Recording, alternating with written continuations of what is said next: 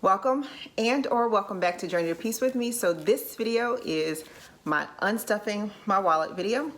I have my wallet here, I have my sinking funds, and I have my 5s and 1s challenge and my other challenge categories. All right, so remember in a couple videos ago I told you, because we are now here, everyone's here, you may see and or hear my children in the background. I'm not going to apologize for it. It is what it is, and you know, they live here too. You may see my husband pop in from time to time, and we're just going to have to make do with what things are, because that's our new reality. All right, so y'all ready to see how we did with our categories? Stick around.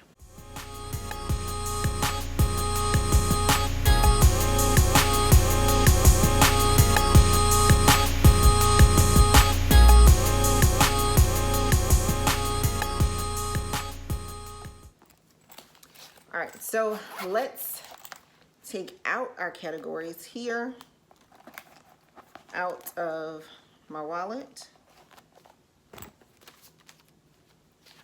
Okay, so first up, restaurants. We have not eaten out at all. Corona has taught us that we can make it 2 weeks without eating out. Give me 1 second. I need to put my glasses on. Hold on. All right, that's better. Okay, so Corona has taught us that we can go 2 weeks without having to go out to eat. We wanted to, but we didn't. We might end up buying some food in the next pay period, and I'm not even gonna lie to you about that, but this pay period, we did all right. So we have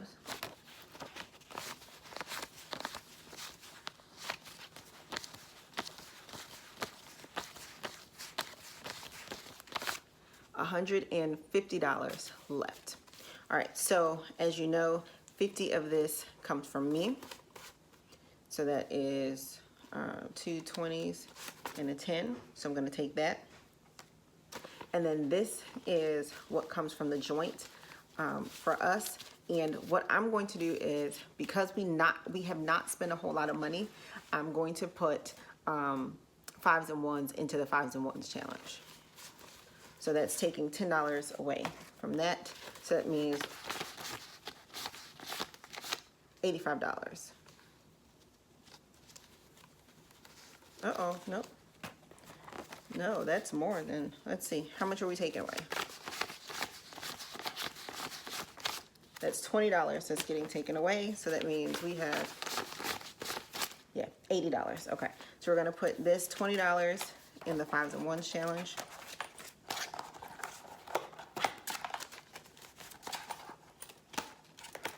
So start saving up some money.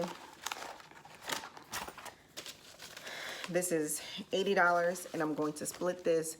No, I'm just going to put the whole 80 into the house fund, because remember I told you we're going to need an air conditioner soon. So I'm just going to put that all there.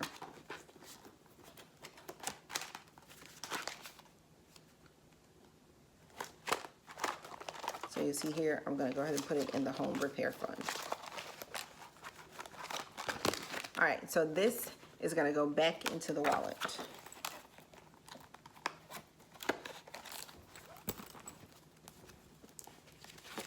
Next up is date night. We did a virtual date night last night, and it was so fun. All of the couples that we usually hang out with, we got on Zoom. We did a couples date night. We did couples game night via Zoom. It was a bunch of fun. We just sent the kids to bed and had a good old time just hanging out together over Zoom. If you are missing your friends, try it out. It was better than nothing. It's, you know, it was better than just talking to them on the phone or texting.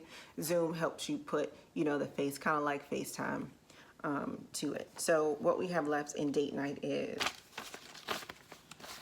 2, 3, $400. So that's gonna go back into the wallet.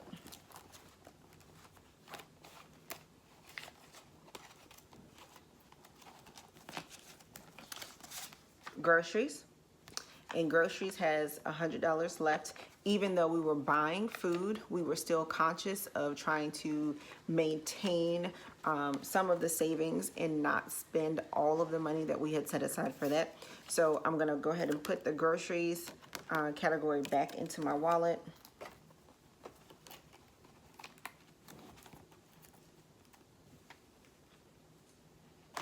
And I'm gonna put that toward home repair too.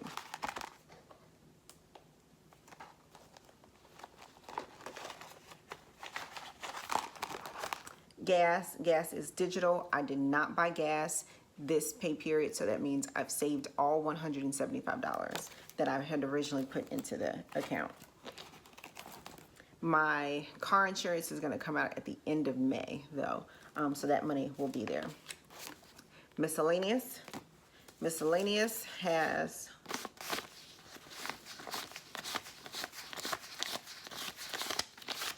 $58, and that means that I have spent $42. Let's see, 58, 59, 60, yeah, $42. I'm not quite sure what I spent this on. I know I put $30 into the 26-week savings challenge, but I don't know what I spent the other. Oh, a bottle of wine.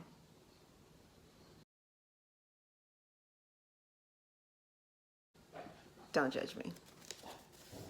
That's where that money went. A bottle of wine. Okay, so I'm gonna put this back into my wallet, and this is going to join the 50 from the eating out budget, and that's gonna go into the my personal savings. And my personal savings at this point is going to be used to rebuild my baby emergency fund and start stacking some money. I think I have decided, after all that's been happening to me, and you'll see that in a previous video that I posted. If you've watched that, if you haven't, I'll go ahead and link it here. But all that's been happening to me, all that's been happening around the world, and recently I have been paying more attention to One Big Happy Family. I think that's what it's called, or One Big Happy. I'll link their channel in the description box down below. But talking about managing how to pay debt and build your 3 to 6 month emergency fund at the same time. So I'm thinking that that's what I'm going to start doing. Whatever money that I'm saving, I'm going to split half going into the emergency fund and half going to paying down my debt. So that's what's going to happen with the personal money. Allowance. I'll just make this simple. No one spent their money. No one, I mean, they did not earn it. They're just here. I'm not being as hard on them as I typically am, because these are some changing times and we're all trying to get used to that. So they are still doing their regular chores, but I'm not being like super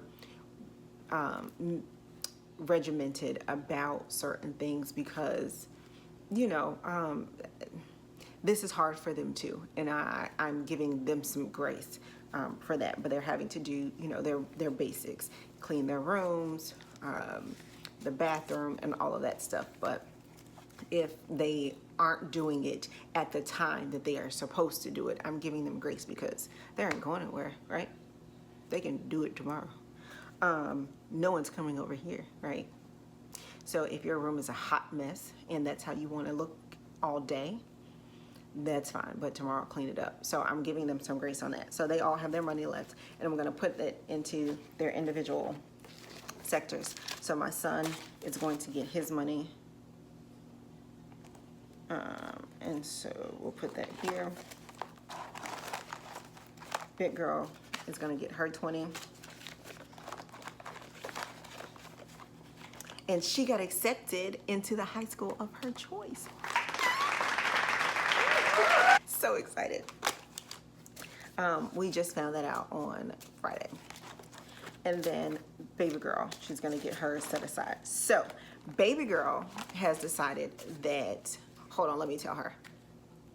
I'm teaching her the lesson of saving and waiting for your items. So let's see what she says. So tell the people, what is it that you want to buy with your savings? I want to buy a They can't see. Look, right here. I want to buy a pink microwave. And how much does your pink microwave cost? $39. And what did I tell you about buying that? What are we going to do? Wait till 3 months. Why? Because at these high prices, we have to wait till 3 months, and at the end of those 3 months, if I still want it, I can buy it. Okay, and where is this money coming from? My savings. And what does that mean for your Christmas shopping for yourself? I'm going to get $30. All right, there we have it. Okay, so she's learning that when you are spending a certain amount of money, for her, $30 is going to be a large purchase. So she's learning the 3-month rule. Wait for 3 months. If you still want it after that 3 months, then you go ahead and purchase it. Now, what she didn't get correct is Christmas. Christmas shopping, they only get $40 out of the money that they've saved over the entire year to spend towards shopping on themselves, because I believe you should have something that you really want under the tree. And if you really want it, then you probably have to buy it for yourself. So they usually get $40 out of the money that they've saved. She's spending $30 at this point, which means she probably will only get $10 to spend on herself for Christmas, but we'll see how that goes. But that's it for that. The other thing is, I did not spend that extra $30 that I usually put aside with the phone bill. So that's also going to go into my savings, the personal savings.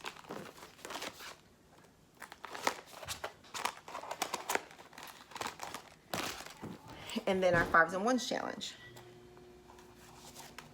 So in addition to that $20 that we just set aside, we have 11. So that means we're putting away $31 this cycle. Without that $20, we would only be putting away $11. So we did need to do that. I've already put aside the last 3 digits of my paycheck, and I've also already put aside the $30 for the savings challenge. So that means the savings challenge for the 26 weeks, I have $205, and I have $13.25 in the paycheck savings account. Now, moving forward, that is going to be a digital account. I have transferred all of it over into a Capital One 360 performance savings account.